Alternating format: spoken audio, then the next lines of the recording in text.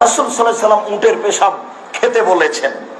যাদের লিভার বড় হয়ে গেছিল, পেট ফুলে গেছিল, বুখারী মুসলিমের হাদিস, তাদেরকে বলেছিলেন তোমরা উটের পেশাব খাবা। নাম্বার 6, উটের পেচ্ছাপ পান করা যায়। ঘুম ভেঙে গেল একটু, না জি কোথা থেকে এলো রে, উটের পেচ্ছাপ খেতে বলছে, এটা আসে উটের পেচ্ছাপ পান করা যায়। মুরগির পায়খানা যদি কাপড়ে পড়ে তো নামাজ হবে কিনা? যে সব পশু পাখি খাওয়া যায় তার পায়খানা, গোবর, পেশাব নাপাক নয়, এটা হচ্ছে সহি মাসলা। নাউজুবিল্লাহ বলেন। আস্তাগফিরুল্লাহ। হাদিয়াতুল মেহেদী কিতাবে আহলে হাদিসদের গুরু ওয়াহিদুজ্জামান লিখেছে, প্রত্যেক জানোয়ারের পেশাব হচ্ছে পাক। কুকুরের পেশাব পাক, উটের পেশাব পাক, গাভীর পেশাব পাক, খিনজিরের পেশাব পাক, প্রত্যেক জানোয়ারের পেশাবকে পাক লিখেছে আহলে হাদিস। তার কারণে এদের মৌলবি বলছে উটের পেশাব পান করা যায়। নাউজুবিল্লাহ বলবেন না? জি, তার কারণে আব্দুর রাজ্জাক বিন ইহুদি বলছে যে যদি কোনো ব্যক্তি নিজের একটি চাদরকে গাভীর পেশাবে ডুবিয়ে দেওয়ার পরে গায়ে দিয়ে নামাজ আদায় করে তো ওর নামাজ হয়ে যাবে।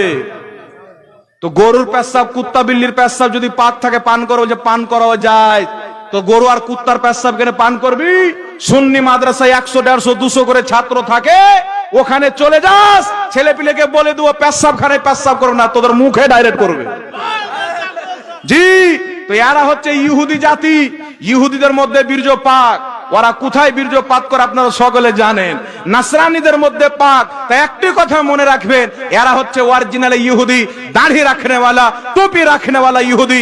ইহুদিকে দেখবেন তারাও দাড়ি টুপি রাখে, কিন্তু মুহাম্মদ রাসূলুল্লাহর দ্বীনকে যারা ফলো করে চলে, সাহাবায়ে কেরামের দ্বীনকে যারা ফলো করে চলে, তারাই হচ্ছে প্রকৃত মুসলমান। আর সহি হাদিসের নামে মানুষকে যারা ধোঁকা দেয়, জাল হাদিসকে সহি বলে, সহি হাদিসকে জাল বলে, তারা কোনোদিন মুসলমান হতে পারে না। তারাই হচ্ছে আসল ইহুদির দালাল। বুখারী মুসলিমের হাদিস, তাদেরকে বলেছিলেন তোমরা উটের পেশাব খাবা। कहा गया कि हदीस शरीफ में आया है कि बतौर दवाई ऊंट के पेशाब को पी सकते हैं। तो वो कौन सी हदीस है जिससे इन्होंने इस्तदलाल किया? वो हदीस बुखारी शरीफ जिल्द नंबर 1 किताबुल वुजू हदीस नंबर 230।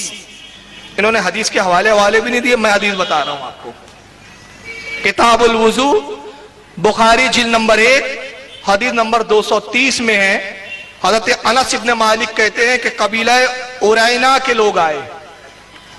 एक कबीला था, सरकार के पास कबीला उरैना के लोग आए और कहा या रसूलल्लाह हम ईमान लाना चाहते हैं। सरकार ने कहा कलमा पढ़ो, ईमान में दाखिल किया।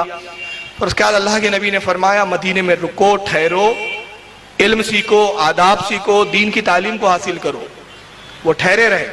कुछ रोज के बाद आते, कहते या रसूलल्लाह मदीने में हम बीमार हो गए हैं, हमारी तबीयत खराब हो गई है, हम कमजोर हो गए हैं, यहाँ की आबो हवा में रास नहीं आ रही है। अल्लाह के नबी ने फरमाया कि ऊँटों के अस्तबल में जाओ। वो ऊँटों के अस्तबल जो माले गनीमत के थे, उसका ऊँटों का पेशाब पियो, ऊँटों का दूध पियो। और उसके बाद अल्लाह के नबी ने फरमाया कि मदीने की आबो हवा मुनाफिक को रास नहीं आती। यानी बता दिया गया कि ये कमबख्त मुनाफिक है। सुभान अल्लाह। मदीने की आबो हवा मुनाफिक को रास नहीं आती। मदीना भट्टी है, वो अपने में से हर गंदी चीज को छांट के निकाल देता है।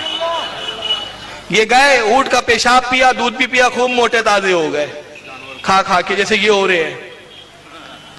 मोटे ताजे हुए, उसके बाद जब अच्छे हो गए, सेहतमंद, तो जो जानवरों के मुहाफिज थे, ऊँटों के सहाबा इकराम, उनको कत्ल कर दिया, उन चरावों को, और ऊँट लेके भाग गए। यह है वो हदीस जिसमें रसूलुल्लाह ने उनसे कहा था ऊँटों के अस्तबल में जाओ, बीमार हो गए हो, पेशाब पियो, दूध पियो। नजदियों को मुनाफिक वाली हदीस मिली।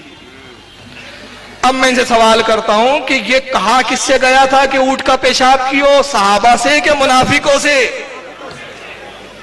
किससे कहा गया था? मुनाफिकों से।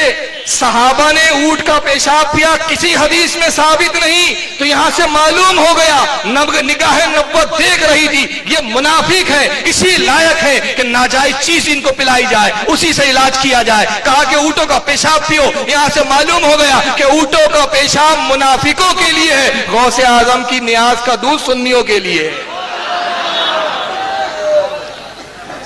अब आइए फतवों को मैं मिला रहा हूं। बेस्ट जेवर ने कहा ना हाथ में नजासत लगे 3 दफा चाटो हाथ पाक। नुज़ुल अबरार ने कहा गू पाक, पेशाब पाक, मनी पाक। तो मैं कहता हूं वहाबियों, सुन्नियों को गौस पाक की 11वीं खाने दो, गरीब नवाज की न्याज में खुश रहने दो। तुम गू खाया करो, मनी को चटनी के तौर पर ले लिया करो, पेशाब को प्याले के तौर पर पी लिया करो, और उसके बाद हाथ मत धोना, 3 दफा चाटना। थानवी साहब के फतवे के मुताबिक हाथ भी पाक हो जाएंगे।